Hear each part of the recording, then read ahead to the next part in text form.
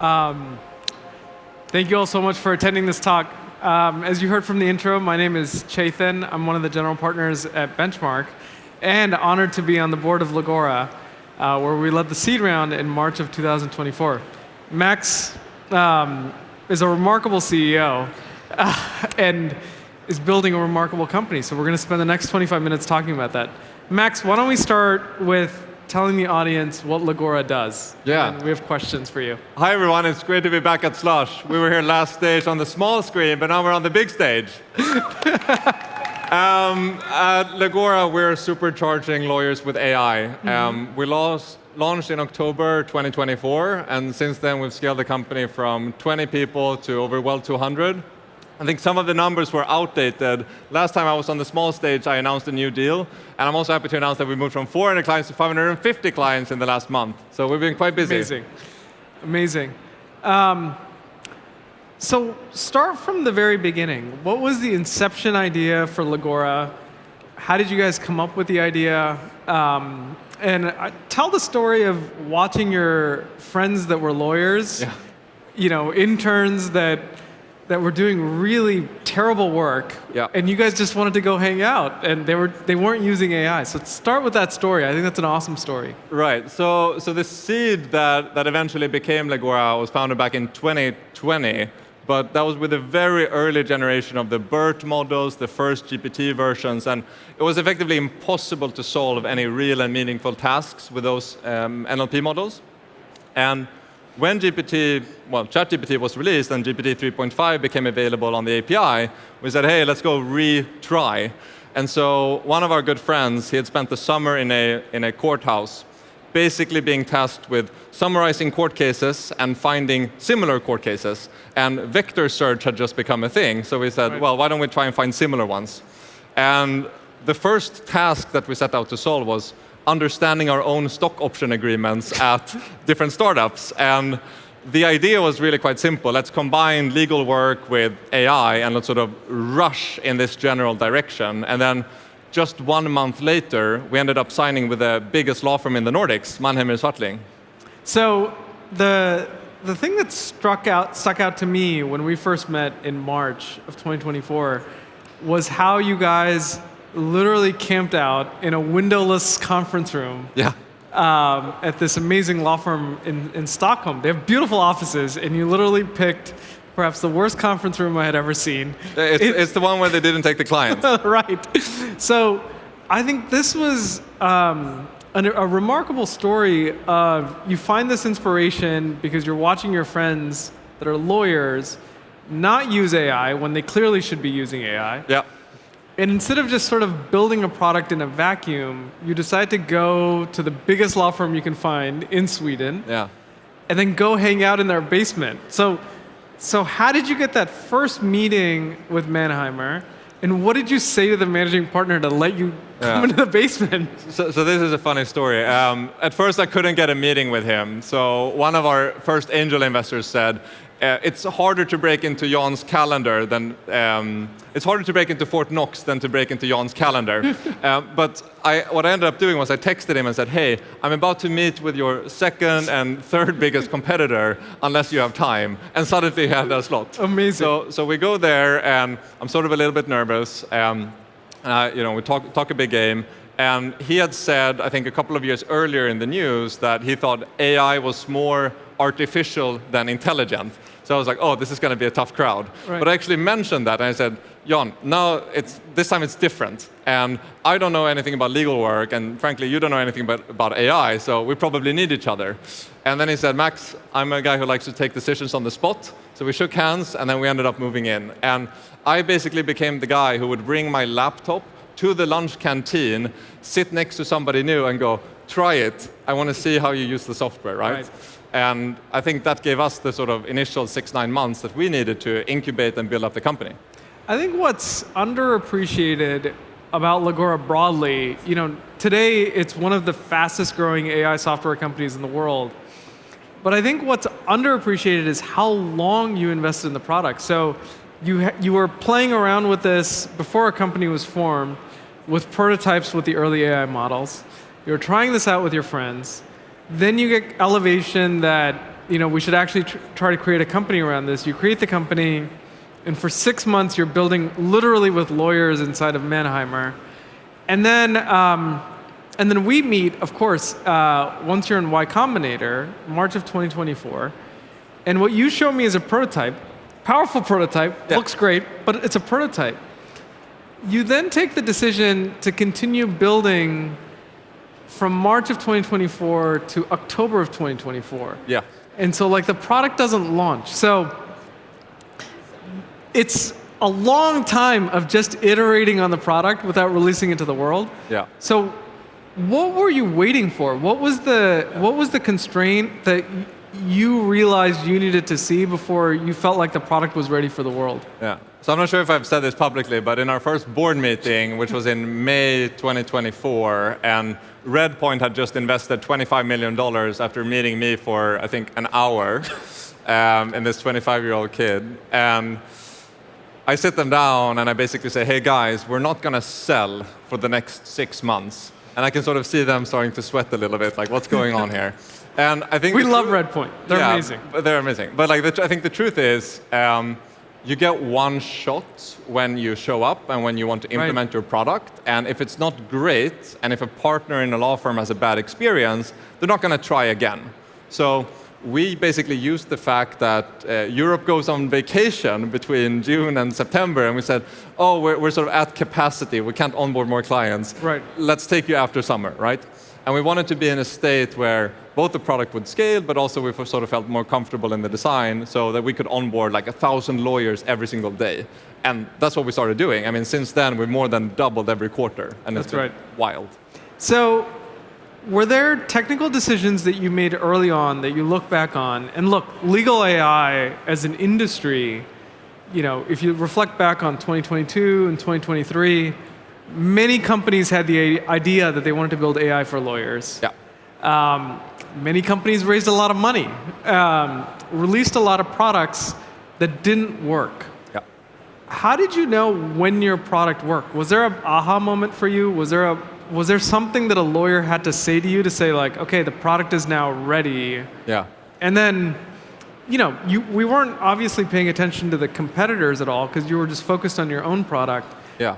Just walk me through and walk us through that moment when you were okay, now it's finally ready. Yeah. So I feel like I remember a client meeting in Copenhagen, and we were pitching a litigation partner, and I showed him the product, and he basically turns to me and goes dude, we're fucked unless we buy this, right? And I go, you said it. At that point, I felt they see the value. It's so easy to see. And we also had the privilege of hiring a lot of great lawyers into the team. So when they started using it every day and okay, this is really good, then of course it's easier to go out. And I think you're right. We were sort of building in isolation. And some of the early decisions we made were, let's not fine-tune models. Let's run at building the best application, has to be extremely user-friendly. In the very early days, and when we started pitching to the US, people would go, oh, this feels like Scandinavian design. And we would go, oh, yeah, it is, and I think when you sort of put it in front of a practitioner and they can pick it up and start to roll with it, then you go, okay, this is going to spread like wildfire. And yes. Now I actually met somebody here who said that their dad is a lawyer and he wouldn't go to work at a firm if they didn't have Legora. That's great. And, here in Finland, which I thought was really fun. That's really cool. There were two things that you said in 2024 that were counterintuitive at the time. Number one, you were deeply against fine-tuning models. Yes. And number two, you explicitly said we need to be better than general-purpose models and general-purpose chat interfaces for lawyers. That's the main competitor. It's not another legal AI company. It's sort of the generalized horizontal tool that's the competitor.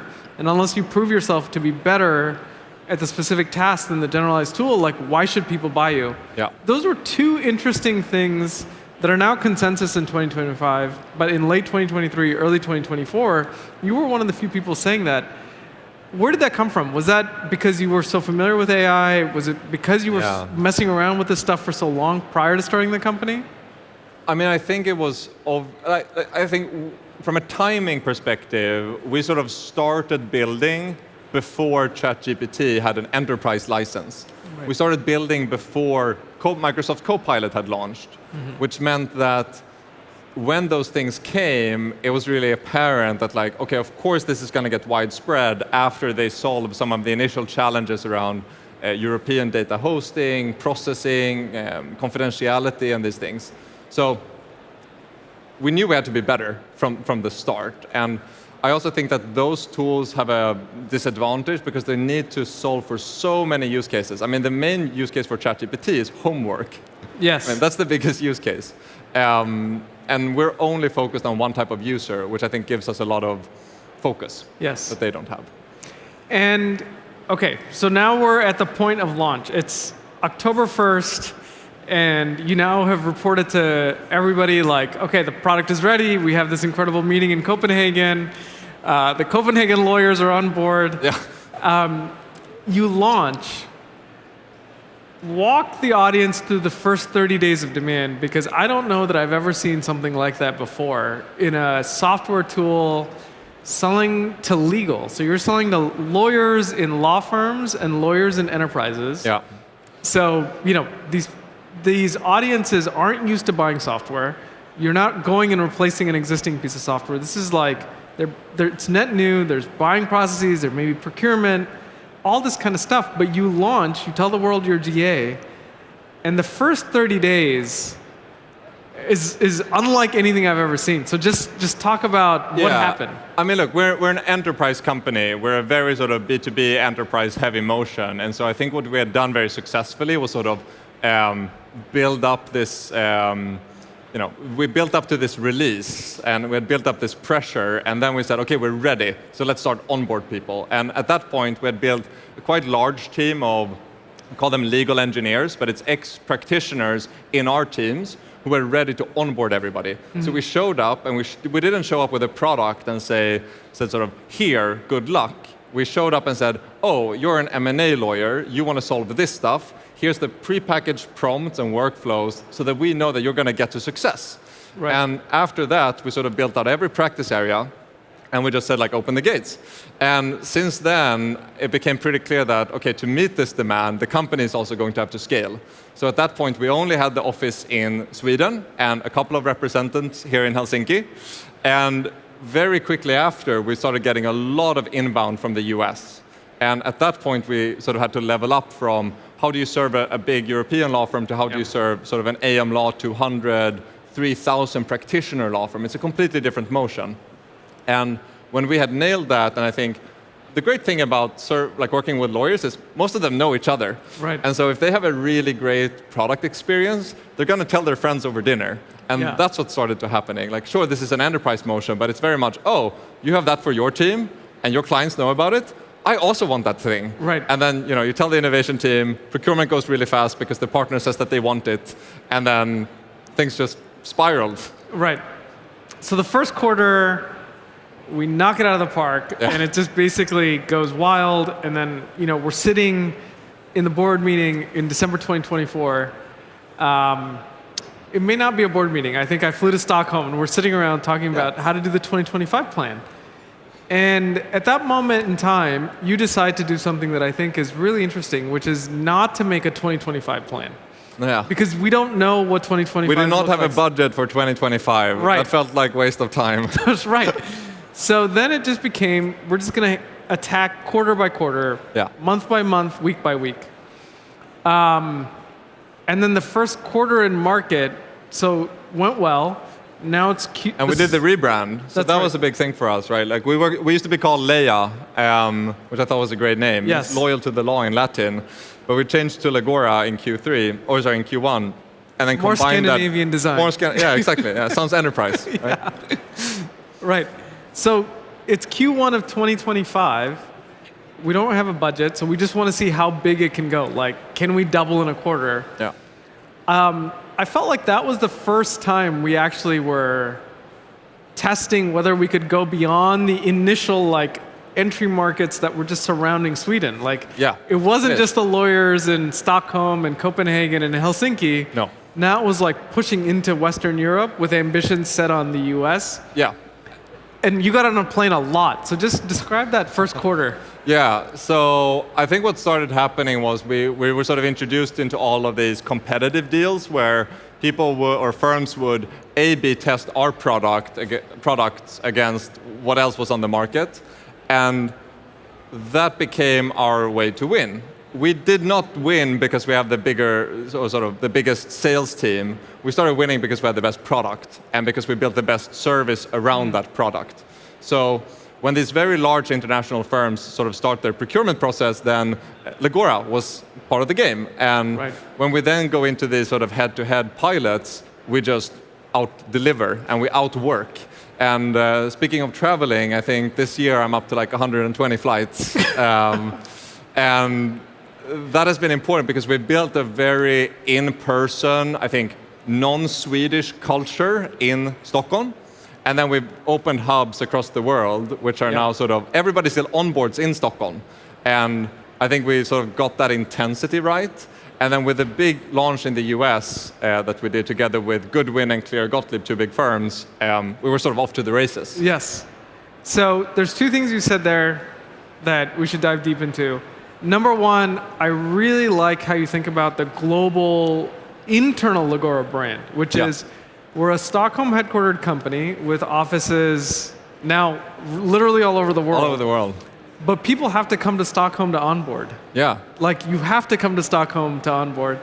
Talk about the onboarding process you run. What are you trying to do in that onboarding process such that people understand what we're trying to do here? So the onboarding process back in 2024 was find Max and then go and buy a laptop together with him. Right? Like that was basically the structure of it. In 2025, when we're onboarding 30 people every 2 weeks, we sort of run this program where one, we really want to drive like urgency, ambition, and sort of get the values incorporated in everybody, and that's easy because lawyers and engineers are already ambitious. And then we want to give everybody a really good view of the product, so everybody in the company can demo the product. I think that's really important. We're a product company. Yes. And we explain things like RAG, and we explain the different LLMs we use, and we explain how we do marketing and how we think about product marketing, how we think about building our brand, how we do hiring. Like I think it's important that we hire really smart people, and so they should get a view of the entire company. And it's basically a really intense 3-day process. Yeah. And then there's 2 days of sort of specific department onboarding, all in Stockholm. Even the Australians flew over, and that's a 24-hour flight. Amazing. And then how it's translated, though, is that whenever we hire a lot of people, everybody onboards in Stockholm. And so there's a uniformity in culture. We're growing extraordinarily quickly in terms of employee headcount, but we've maintained that culture of the early days of being nimble, responsive to the ground truth, listening to customers, and just betting it all on product. Like I'll actually say a great example. We were meeting with a big US firm in New York, and they're currently using another product, and they said, we want to switch over to you guys, but we want you to solve like this one task that another tool promised but couldn't deliver. And we couldn't do it either. Yeah. But one of our legal engineers, Basit, who comes from a law firm named Cooley, basically said like, oh, I work with this thing. Max, can I just go to Stockholm and like sit with the engineers? I was like, yeah, like go for it. And then on Saturday, he gets a flight, goes to Stockholm, like sits down with the engineers for like a week and a half, builds that specific use case, which required a lot of additional code, not just prompting.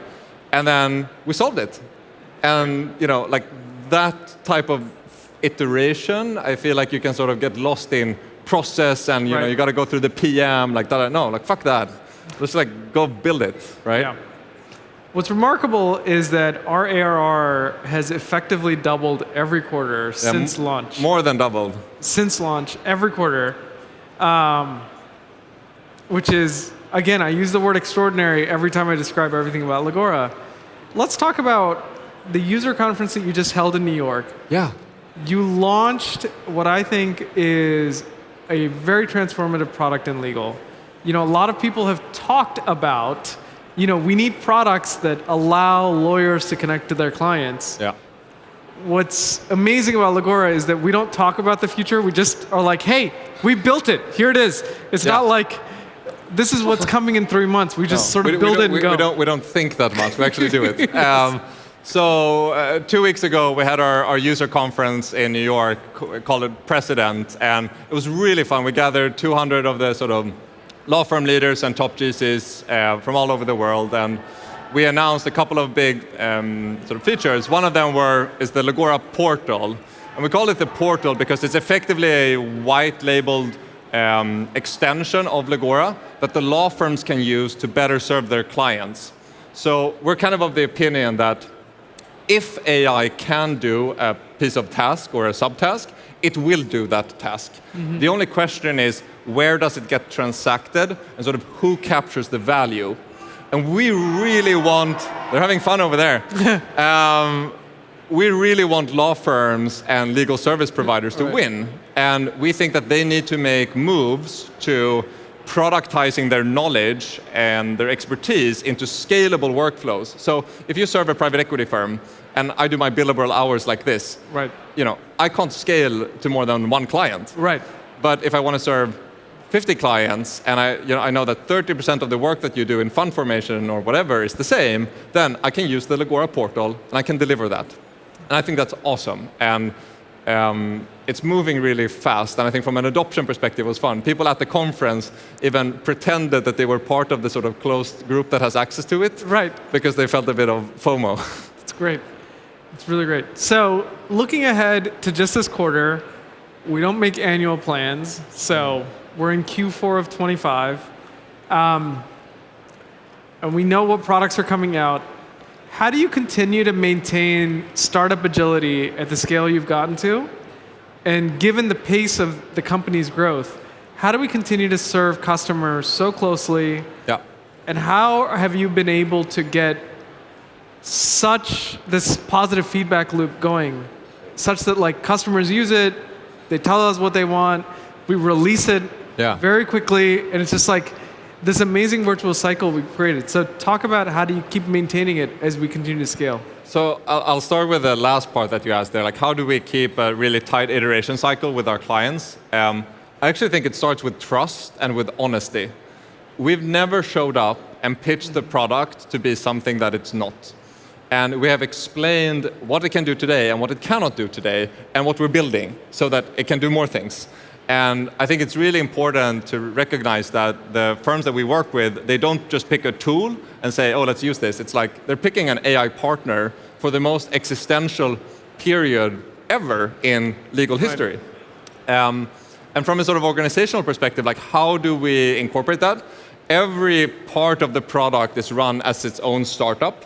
I think one thing that I haven't commented on is how many ex-founders that we've hired. Yeah. I think we're 5-6 YC founders, ex-CEOs in the company, and many of them run different departments. And so we're able to run at this extraordinary speed, and I think that gives us a huge advantage. It's really cool. What are you most excited about doing this quarter? I know I don't want you to like project forward in 26 and all that kind of stuff, because like we need to run through the next 6 weeks. What do you think about for the next 6 weeks? What are you most excited about? Well, I'm really excited about some executive hires that we're making. I think from a product point of view, I'm really excited about the mobile app. I teased it to some Finnish law firm partners this morning, and they were really excited. So then I got excited. Yes. And then I know the team is excited. And you're like teasing it to all of Slush now too. Right. I didn't think you were going to talk about this. No, but it's pretty cool. Yes, it is. I see the time is up. Yeah. Amazing.